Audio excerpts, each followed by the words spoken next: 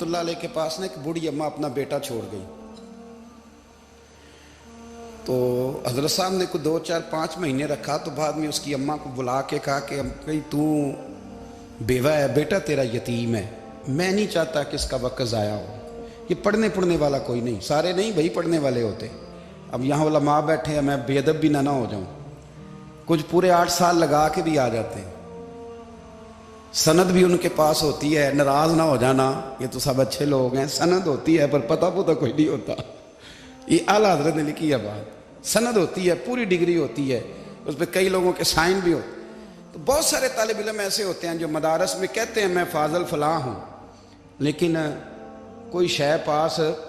تو مولانا سردار احمد صاحب محدث اعظم پاکستان رحمۃ اللہ علیہ اس بوڑھی کو کہنے لگے تیرا بیٹا کند دینا ہے، پڑھنا پڑھانا اس نے کچھ بھی نہیں.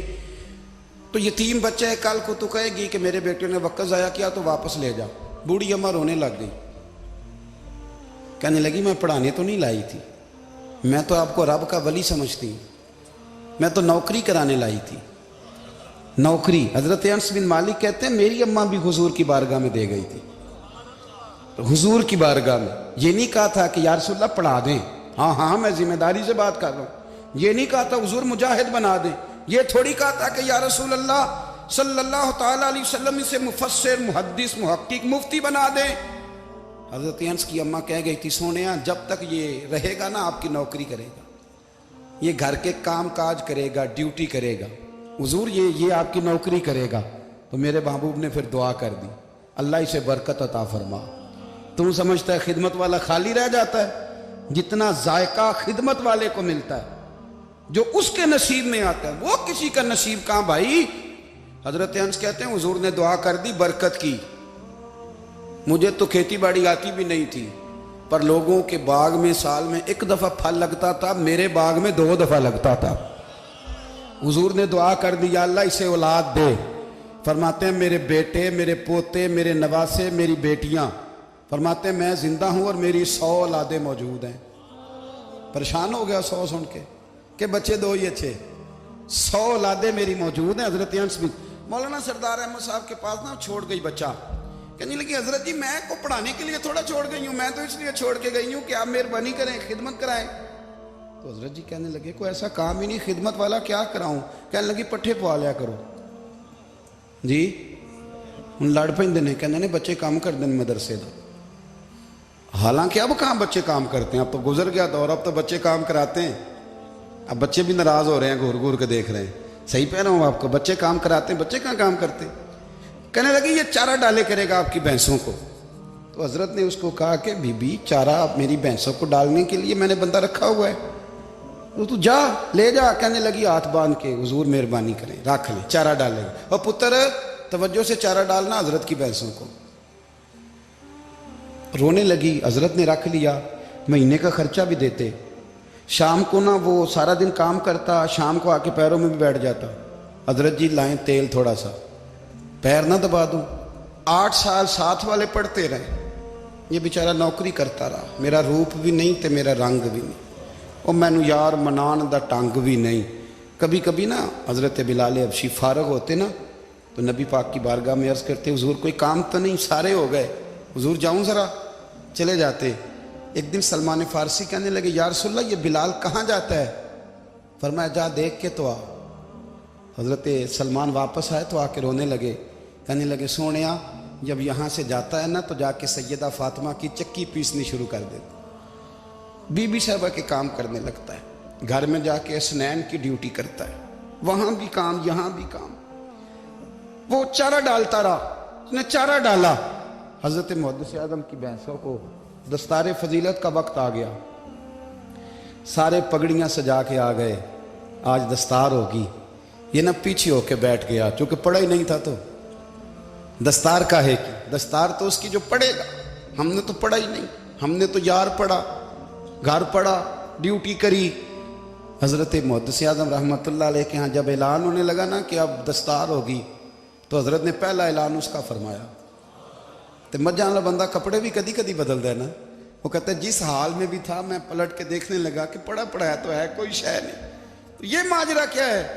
پیچھے سے اٹھ کے آئے تو کہتے ہیں باقیوں کی دستار کسی عالم نے کی, کسی صوفی نے کی, لیکن یہ بھینسوں کو چارہ ڈالنے والا جب آیا تو محدث اعظم نے فرمایا پگڑی کے بال کو کوئی ہاتھ نہ لگائے, یہ ساری دستار میں نے کرنی ہے. اور فرماتے ہیں حضرت بال بھی دیتے جاتے تھے اور آنسو بھی بہاتے جاتے تھے, ماتھا بھی چومتے تھے اور فرماتے تھے دستار کے بعد چلا تو نہیں جائے گا یار, مجھے تو عبادت بھی نہیں رہ گئی, مجھے تو چابیوں کو بھی نہیں پتا کون سی کہاں رہتی ہے, جائے گا تو نہیں تو رو پڑا, کہنے لگا سونے جائے تو وہ جس کے پلے کچھ ہے ہو, آتا جاتا تو ہے کچھ نہیں, مجھے کس نے رکھنا ہے, میں نے کہاں جانا ہے, ادھر کہاں تو ادھر ہی رہوں گا. وہ اس طالب علم کے سارے استاد بھائی کہتے ہیں اس نے دستار کرائی, پڑھا پڑھایا کچھ نہیں, پر جو مسئلہ اڑ جاتا تھا نا, وہ جو اڑ جاتا تھا نا, وہ جا کے اس سے پوچھتے تھے تو کتابیں کھولنے کی ضرورت نہیں پڑتی تھی. حضرت ام سلمہ رضی اللہ تعالیٰ عنہ کہتی ہے میں نے عرض کی یا رسول اللہ صلی اللہ علیہ وسلم میری بچی بڑی بیمار ہے, تو مجھے کسی نے کہا ہے یہ تھوڑی سی نشے والی چیز ہے, یہ بنا کے تیار کر کے دو صحیح ہو جائے گی, بیمار ہے بچی تو یہ نشے والی چیز ہے, اس کو تیار کر کے دو, تھوڑا نشہ ہے. اگرچہ بعض, میں نے شروع میں کہا, بعض لوگ مریض کو, سخت مریض کو ایسی ادویات جو مجبوری بن جائے اس کی گنجائش اور اجازت دیتے ہیں. محتاط علماء تو اس میں بھی بہت ساری چیزیں پہلے بیان کرتے ہیں, لیکن اس نے کہا جی میرا نشہ دینا ہے شفا کے لیے. حضرت ام سلمہ کہتی ہے میرے نبی پاک نے میری طرف دیکھا, میری طرف, تو میں نے کہا یا رسول اللہ آپ کیا فرمانا چاہ رہے ہیں؟ تو نبی پاک نے فرمایا ام سلمہ کبھی ناپاک چیز میں بھی شفا ہوئی ہے, کبھی ناپاک چیز میں بھی, کبھی شراب اور خمر میں بھی شفا ہو سکتی ہے. شفا رب کریم نے رکھی ہے پر شہد کے اندر رکھی ہوئی ہے, شفا اللہ نے رکھی ہے قرآن مجید میں رکھی ہوئی ہے, تو اس میں بھی کبھی یہ حضور نے بیان کیا ہے کہ اس کے اندر شفا ہو سکتی, تو امت کتنی دلیری کرتی ہے جو یہ مشورے دیتی ہے کہ اس کے اندر نشہ ہے, شراب ہے, تو کھانسی چلی جائے گی تو فلانی بیماری چلی جائے گی. نہ آؤ ان چیزوں پہ, نہ اپنے ایمان کو خرابی دو, اور نہ ایسی باتیں کرو جس سے کہ ڈائریکٹ رسول اللہ صلی اللہ علیہ وسلم کے واضح ارشادات کی مخالفت ہو. میرے نبی پاک صلی اللہ علیہ وسلم نے فرمایا, اور پھر کچھ لوگ کہتے ہیں تھوڑی پی ہے جی. اب تو میں تجزیے میں پڑھ رہا تھا کہ ایسی شراب ایجاد ہو گئی ہے, لوگ شراب پیتے ہیں اور وہ مست بھی رہتے ہیں, کار بھی چلاتے رہتے ہیں, کہتے ہیں جی نہیں ہمارا ذہن معاف نہیں ہوا تو یہ والی صحیح ہے, نشہ نہیں لاتی. میرے نبی پاک صلی اللہ علیہ وسلم نے فرمایا جس چیز کی تھوڑی مقدار, زیادہ مقدار حرام ہے اس چیز کی تھوڑی مقدار بھی حرام ہے, جس کی زیادہ مقدار حرام ہے اس کی تھوڑی بھی. تو خمر اور شراب اگر فل پینا جائز نہیں تو تھوڑی پینا بھی جائز, یہ حرام ہے اور حرام تھی اور قیامت تک حرام ہی رہے گی. میرے نبی پاک صلی اللہ علیہ وسلم نے منع کیا اور حضور نے اظہار ناپسندیدگی فرمایا, اور میں 40 دن تو عبادت ہی قبول نہیں ہوتی شراب پینے والے جب تک سچی توبہ نہ کرے. یہ لفظ جب ادا کرتا ہوں تو شرم سے میری زبان لڑکھڑاتی ہے کہ یار درباروں پہ بھی نشہ بکتا ہے.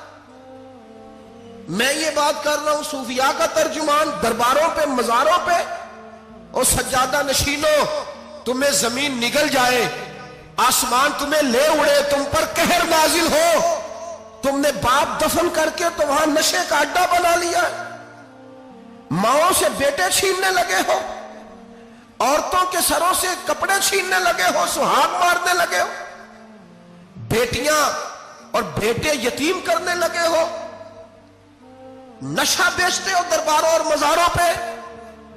یہ تماشا لگ گیا. کیسے کروں یہ بات, پر کرنی پڑ رہی ہے, مجبوری ہے, یہ مضمون مکمل نہیں ہو سکتا. بند کر دیں وہ دربار, ہمیں نہیں چاہیے جن درباروں پہ نشہ بکتا ہے. میں ذمہ داری سے کہہ رہا ہوں, بات ریکارڈ ہو رہی ہے. جوتے کی نوک پہ وہ سجادہ نشین جو امت کو ڈرگز دیتا ہے, وہ سجادہ نشین کا ڈیرا نہیں, وہ گند کا اڈا ہے, وہاں سے فیض نہیں مل رہا, امت کی تباہی ہو رہی ہے. بتا دو, پھیلا دو, اس کو اعتراض کرنا کرو. میرے رسول پاک سید عالم صلی اللہ تعالی علیہ وسلم کا دین ضروری ہے, کسی پیر کی سجادگی ضروری, بولیے سجادگی ضروری. بڑی ذمہ داری سے کہہ رہا ہوں اور نمائندگی کر رہا ہوں اپنی جماعت کی.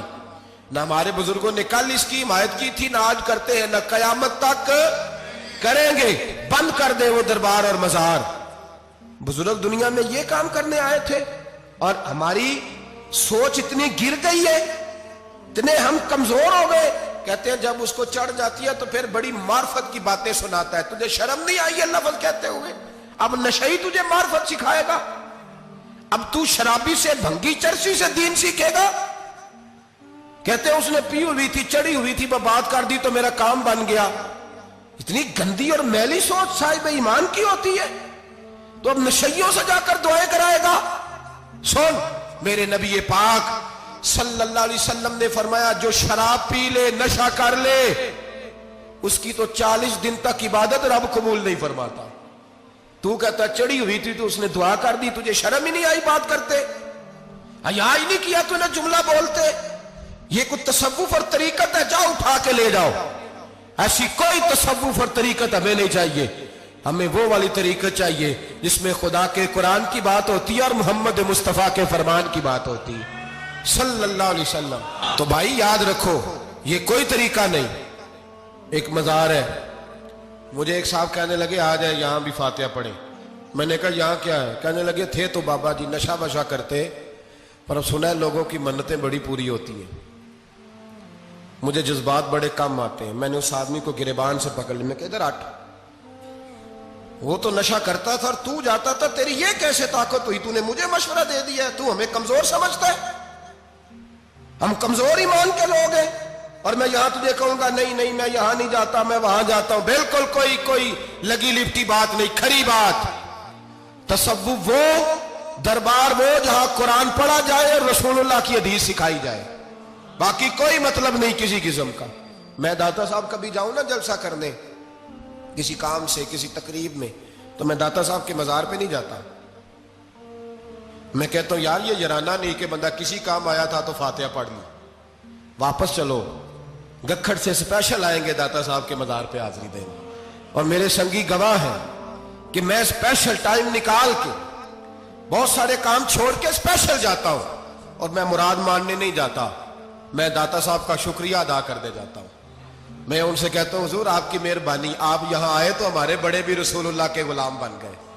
میں تو سلام عقیدت پیش کرنے جاتا ہوں، ہم مزارات پر جانے کے قائل نہیں، بلکہ ہماری تو عقیدت کا درجہ ہی مکمل نہیں ہوتا جب تک ہم مزار پہ سلام نہ کریں۔ پر مزار داتا صاحب کا، مزار خواجہ معین الدین اجمیری کا، مزار غوث اعظم جیلانی کا، مزار محدث اعظم مولانا سردار احمد کا، مزار اولیاء کا، مزار میاں شیر محمد شرک پوری کا، مزار رب کریم کے بندوں کا۔ بھنگیوں چرسیوں کے مزار نہیں ہوتے، اور نام ان مزارات کے قائل ہیں، بالکل قائل نہیں ہم۔ میں تھوڑے دن پہلے لاہور گیا تھا، تو میں کار میں میاں صاحب میاں شیر محمد شرک پوری کا ذکر کر رہا تھا۔ میں اپنے دوستوں سے کہہ رہا تھا یار بہت بڑا بابا ہوا ہے، تو مجھے کہنے لگی کرامت کیا ہے؟ میں نے کرامت یہ ہے کہ ساری زندگی سنت کا درس دیا ہے۔ تو مجھے کہنے لگے آپ کبھی گئے نہیں؟ میں نے کہا میں اسپیشل گیا تھا، اور تھوڑے دنوں کے بعد پروگرام بناؤں گا تو میں ساتھ لے کے جاؤں گا۔ ہم مزارات کے قائل ہیں، حاضریاں دیں گے مزاروں پہ، لیکن بھنگیوں چرسیوں کے مزاروں پر جانے کے قائل ہیں؟ زور سے بولے، یہاں جانے کے قائل ہیں؟ کوئی عقیدہ نہیں ہے ہمارا۔ نشہ بکے گا اب مزاروں پہ، اب یہ تصوف ہوگا وہاں، یہ طریقت ہوگی۔ اور ملت پر رحم کھاؤ خدا را۔ اگر تمہارے قومی ادارے کہتے ہیں رپورٹ کرنے والے کہ 70 لاکھ پاکستانی نشہ کرتا ہے، تو کیا تمہیں یہ نہیں پتا کہ نشہ بیچتا کون ہے؟ کیا تمہیں یہ نہیں پتا کہ ڈرگز کا کاروبار کون کرتا ہے؟ اگر تمہیں یہ پتا ہے تو کیا یہ خبر نہیں تمہیں کہ ان رگوں پر یہ خون اتارتا کون ہے؟ میں اپنے بزرگوں سے معذرت کے ساتھ، نشے کا آغاز، ناراض تو نہیں ہو جائیں گے بزرگ؟ نوجوانوں کو میں لتاڑ لیتا ہوں، لیکن بزرگوں کی عزت کرنا سنت ہے، تو میں بزرگوں سے معذرت کے ساتھ، یہ یوں سمجھ لیے خوگرے حمد سے تھوڑا سا گلا بھی سن لے۔ نشہ سگریٹ سے شروع ہوتا ہے، سگریٹ سے۔ میں تمباکو کو حرام نہیں کہتا، یہ فتویٰ نہیں دے رہا۔ تمباکو کا حکم وہی ہے جو مولی کا ہے، جو کچے پیاز اور لہسن کا ہے، کہ آپ جب کھا لیتے ہیں تو منہ سے بدبو آتی ہے، تو آپ مسجد میں آئے تو آنے سے پہلے مسواک کریں، منہ صاف کریں، پھر آپ آ جائیں۔ تو جائز ہے, مکروہ ہے لیکن حرام. لیکن تمباکو سے آگے جب حالات بڑھتے ہیں, تجزیہ نگاروں نے لکھا ہے کہ ہمارے پنجاب کے کچھ علاقوں میں اب سگریٹ سے نکال کے نا, پہلے بھی بھرتے تھے لوگ اس میں بڑا کچھ, اب پتہ ہے کہ نیا نشہ ایجاد کیا, اب اس کے اندر چربی بھرتے ہیں اور چھپکلی کو مار کے سکھا کے خشک کر کے اس کو پیس کے وہ ساتھ نشے کے ملاتے ہیں, اور اس کا حال یہ ہوتا ہے کہ آدمی کو زیادہ نشہ ہوتا ہے, اور کہتے ہیں وہ اتنا گند ہے کہ وہ آدمی کسی کو دانت بھی لگائے گا تو وہ بندہ بھی بیمار ہو جائے گا. کیا یہاں لوگ اسپرٹ نہیں پیتے آپ کے ملک میں؟ اور ہم کبھی سڑک پہ جاتے ہیں تو نشئی کو دیکھ کے مذاق کرتے ہیں, دیکھنا میں ہارن لگاؤں گا تو گاڑی کے ہارن سے گر جائے گا, لیکن تجھے پتا نہیں کہ یہ کسی ماں کا بیٹا ہے, پتا نہیں کسی بیوی کا شوہر ہے. ایک ہمارے دوست ہیں, بزرگ ہیں, ان کا داماد فوت ہو گیا, نشہ کرتا تھا, تو میں تعزیت کرنے ان کے گھر پہنچا تو کھڑے ہو گئے ہاتھ باندھ کے, کہنے لگے حضرت صاحب باقی ساری گلاں چھڑ دیو, صرف نشے تے تقریر کریا کرو. وہ جب جیتا تھا تو تب بھی اس کے بچے یتیم ہی تھے, یتیم ہی تھے. میری بیٹی جب میرے گھر آتی تھی اور میں اپنے پوتوں کے اترے کپڑے اسے پہننے کو دیتا تھا تو میرا کلیجہ پھٹتا تھا, اور میری بیٹی اس کی زندگی میں بھی بیوہ کی زندگی گزار رہی تھی. وہ میری بہوؤں کے اترے ہوئے کپڑے پہنتی تھی, کوئی دعا کرو, کوئی جلسے کرو, یہ لت ختم ہو جائے. اور کہنے لگا اب میرے وہ چلا تو گیا ہے, دادا دادی اس کے پہلے کوئی نہیں, چچا ہے کوئی نہیں, جب تک تو میں زندہ ہوں ان نواسوں کو کوئی روٹی کا لقمہ, کوئی کپڑا مل جائے گا, لیکن سوچتا ہوں میں بوڑھا ہوں, مر گیا تو ان کو کوئی پوچھے گا بھی نہیں, کون ان کی خبر. اتنا ظلم اس قوم سے, اتنی زیادتی, اور آرام سے لکھ کر لوگ گزر گئے کہ یہ 70 لاکھ ہے, ان کا درد تو سمجھو, تکلیف تو سمجھو. 7 فٹ کا سونا جوان اور نشے کا عادی ہے تو کسی نالی میں پڑا ہوا ہے. اور میں نے کہا اس قوم کے ساتھ اس سے بڑا بھیانک مذاق کیا ہوگا. کوئی دانشور تھا بڑا ظالم, اس ظالم سے کوئی مشورہ لینے آیا, اس نے آ کے کہا تو بڑا ظالم ہے, بڑے کڑوے مشورے دیتا ہے, میرا ایک دشمن ہے, میں اس سے بدلہ لینا چاہتا ہوں, میرا دل کرتا ہے اس کا بچہ قتل کر دوں تاکہ وہ تڑپے. تو ظالم نے کہا اسے قتل نہ کر, وہ تو اس کا باپ 2-4 مہینے رو کے چپ کر جائے گا, پھر میں سخت سزا دینا چاہتا ہوں, مشورہ دے.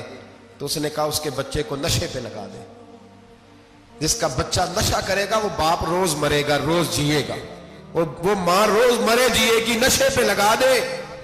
اس قوم کے ساتھ سب سے بڑا ظلم یہ ہوا کہ ملت کا جوان نشے پہ لگ گیا, ڈرگز پہ لگ گیا. اتنے تباہ حالات ہوئے کہ جوان چڑھتی جوانیاں, اماں نے کتاب دے کے بھیجا تھا, اور کالج سے واپس آئے تو نشے کے ٹیکے ہاتھوں میں پکڑے ہوئے, ٹیکے.